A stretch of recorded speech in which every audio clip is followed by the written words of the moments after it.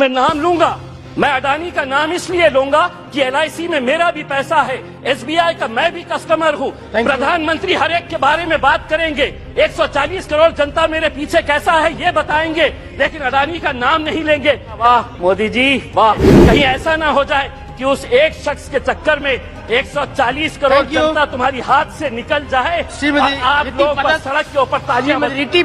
हम तो फूल थे, तुमने हमें कांटा बना दिया और अब इसी कांटे से कहते हो कि चुभना छोड़ दे। नहीं छोड़ेंगे हम लड़ेंगे, क्योंकि इस मुल्क के ऊपर जितना आपका इख्तियार है उतना इम्तियाज जलील का भी इख्तियार है।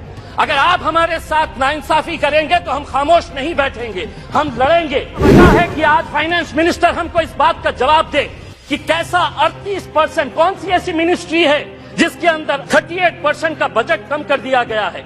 1913 करोड़ रुपया आप हमारे गायब कर देते हैं। आप ये उम्मीद करते हैं कि हम खामोशी से इसको बर्दाश्त कर लेकर के। लेकिन अध्यक्ष महोदय, ये कितनी गंभीर बात है कि देश आगे बढ़ेगा, लेकिन माइनॉरिटीज के लिए जो बजट दिया गया है 2012 और 13 के अंदर जो बजट था वो बजट इस बार दिया गया, यानी कि देश आगे बढ़ेगा और माइनॉरिटीज पीछे रह गए। ये कब तक चलेगा? अकेले औरंगाबाद जिले के अंदर 1600 ऐसे स्कूल्स हैं जिनके सर के ऊपर बच्चों के क्लासरूम्स के अंदर पक्की छत नहीं है, टीन के शेड के नीचे ये 1600 बच्चे तालीम हासिल कर रहे हैं। उनका कसूर सिर्फ इतना है कि वो किसानों के बच्चे हैं, वो गरीबों के बच्चे हैं, वो मजदूरों के बच्चे हैं। आपके पास 1 साल बचा हुआ है, प्रधानमंत्री जी को कहिएगा कि PM श्री नहीं, उन पूरे स्कूल को हम PM महाश्री नाम देंगे। अगर 1 साल के अंदर ये 1600 औरंगाबाद जिले के स्कूल्स को अगर आप बदलते हैं, अगर 1 साल के बाद अगर ये कर पाते हैं, तो इम्तियाज जलील यहाँ पर खड़े रहकर कहेगा वाह मोदी जी वाह।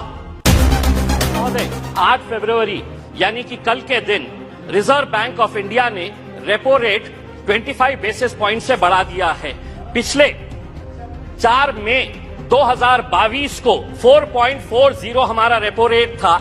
8 महीने के अंदर 6 मरतबा रेपो रेट बढ़ाया गया है और अब ये रेपो रेट हो गया है 6.50। अब हो सकता है इनमें से कोई खड़े रहेगा और कहेगा कि RBI है, इसका हमारे से क्या लेना देना, बजट से क्या लेना देना। तो सुनिए गौर से, RBI जब रेपो रेट बढ़ाता है तो किसी ने 20 साल के लिए होम लोन लिया है, यानी कि 240 महीने के लिए लोन लिया है और रेपो रेट 2.25% से बढ़ गया है, तो 120 से 160 महीने का एडिशनल EMI उसको भरना पड़ता है। किसी ने 25 साल के लिए यानी कि 300 महीने के लिए लोन लिया है और अगर 2.25% से रेपो रेट बढ़ गया है तो उसे 199 महीने एडिशनल EMI देना पड़ता है।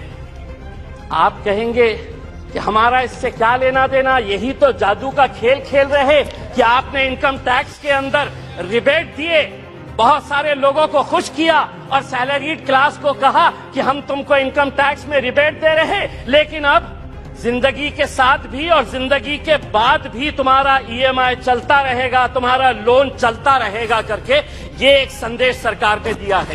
अध्यक्ष महोदय, एजुकेशन के लोन के अंदर सरकार ने जो आंकड़ा दिया है स्कूल और हायर एजुकेशन के लिए 1,12,899 करोड़, बहुत अच्छा बढ़िया सा फिगर है, जिसमें से 61% स्कूल एजुकेशन के ऊपर खर्च किया जाएगा और इन्हीं पैसों के अंदर से 14,500 PM श्री नाम के स्कूल्स बनाए जाएंगे।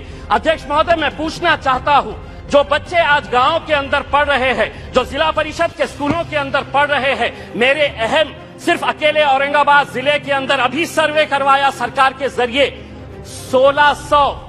राणे साहब, आप महाराष्ट्र से आते हैं, अकेले औरंगाबाद जिले के अंदर 1600 ऐसे स्कूल्स हैं जिनके सर के ऊपर बच्चों के क्लासरूम्स के अंदर पक्की छत नहीं है, टीन के शेड के नीचे ये 1600 बच्चे तालीम हासिल कर रहे हैं। उनका कसूर सिर्फ इतना है कि वो किसानों के बच्चे हैं, वो गरीबों के बच्चे हैं, वो मजदूरों के बच्चे हैं।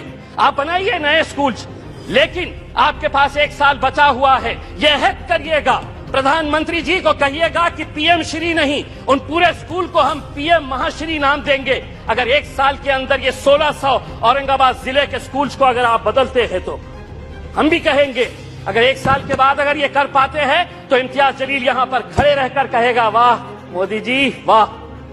दूसरी ये बात है अध्यक्ष महोदय, माइनॉरिटीज के बारे में मैं ये बताना चाहता हूं, राणे साहब, हम तो फूल थे, तुमने हमें कांटा बना दिया और अब इसी कांटे से कहते हो कि चुभना छोड़ दे।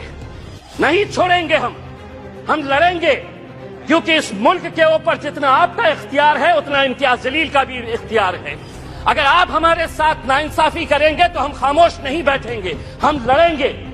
क्या वजह है कि आज फाइनेंस मिनिस्टर हमको इस बात का जवाब दे कि कैसा 38%, कौन सी ऐसी मिनिस्ट्री है जिसके अंदर 38% का बजट कम कर दिया गया है। 1913 करोड़ रुपया आप हमारे गायब कर देते हैं और आप ये उम्मीद करते हैं, अध्यक्ष महोदय, आप ये उम्मीद करते हैं कि हम खामोशी से इसको बर्दाश्त कर लेकर के।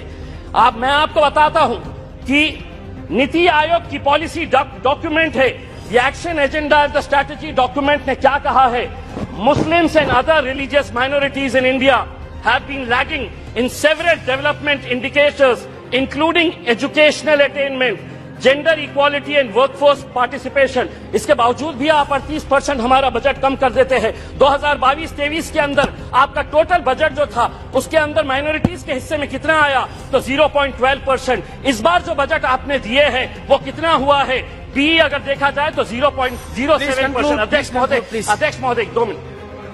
तो ये टोटल एलोकेशन, अध्यक्ष महोदय, ये कितनी गंभीर बात है कि देश आगे बढ़ेगा, लेकिन माइनॉरिटीज के लिए जो बजट दिया गया है 2012 और 13 के अंदर जो बजट था वो बजट इस बार दिया गया, यानी कि देश आगे बढ़ेगा और माइनॉरिटीज पीछे रह गए। ये कब तक चलेगा?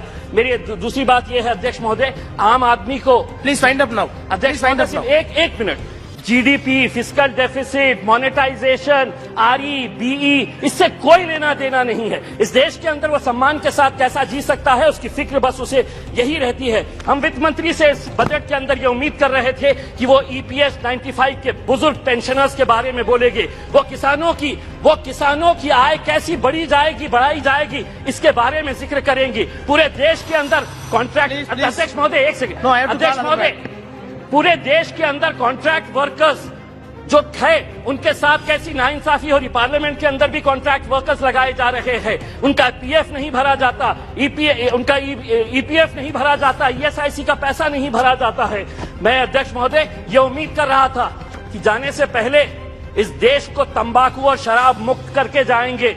हम सराय होते आपको इसी बात के लिए, अध्यक्ष महोदय। और हाँ, मैं जाते जाते सिर्फ इतना कहना चाहूंगा, मैं नाम लूंगा, मैं अडानी का नाम इसलिए लूंगा कि एलआईसी में मेरा भी पैसा है, एसबीआई का मैं भी कस्टमर हूं। प्रधानमंत्री हर एक के बारे में बात करेंगे, 140 करोड़ जनता मेरे पीछे कैसा है ये बताएंगे, लेकिन अडानी का नाम नहीं लेंगे।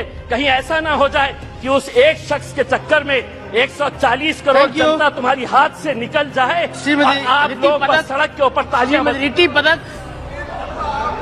श्रीमती रिटी पदक